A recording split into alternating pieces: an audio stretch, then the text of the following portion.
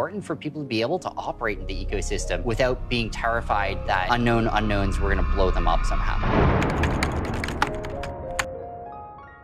They call him the JP Morgan of crypto, right? You know, in practice, the standard was, do we feel okay about this from a financial perspective? Yeah, the Michael Jordan of crypto, if you will. Does this look at least mediocre? Like not a huge loss in expectation, maybe a gain in expectation, hopefully, maybe not. Sam, thanks for joining us. Where are we right now with crypto? Valuations have pulled back rather dramatically. If you look at what Bitcoin has done since the peak, it's very similar to what NASDAQ has done. It's all been driven by the Fed, monetary policy, the Fed, expectations of the Fed. I don't know if it's good or bad. Maybe it had to happen. Oh, now you're the fourth largest individual donor, essentially, to the midterms. Why did you decide it was politics and not something more charitable to spend your money To be clear, we have also given, I think, upwards of $100 million this year to I'm not saying you're not charitable, but right? Policy really matters. I have a duty as a member of the industry to try and get us regulated, to try and move the industry in a more responsible direction. The things that I've been arguing for are more regulation for the industry. I think that's what's right for the country. I don't know if that's what's right for a company, but it's what needs to happen. The FTX founder is now worth an estimated $11 billion.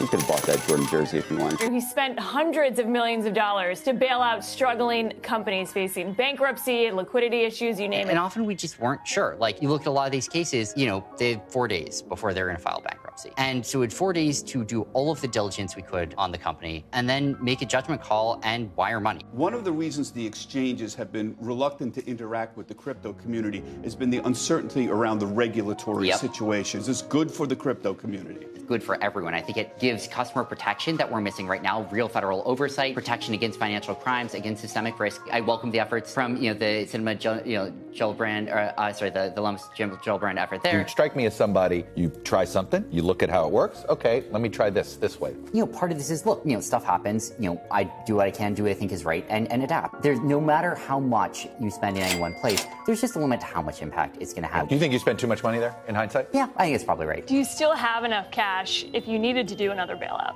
Yeah, we did, and we try to keep that on hand. Like, we try not to empty the coffer, so to speak. 70 million was money they could just draw on immediately, no strings attached. You very well may lose that 70 million. I don't know if we're seeing it again, and so be it. Like, we understood that risk going in. Why shouldn't folks be a little bit skeptical of your real motives here, man? That this is really all about crypto. This is really all about your business, which is regulating what you do. Everyone should always be skeptical of things like this. And I think what I'd say is, like, look at the evidence, try and trace out what's happening. People aren't taking me out my word in, and I understand that. And I think what I'd say is then do the research. You assumed the system was a bunch of idiots. That's exactly right. You came right. in here.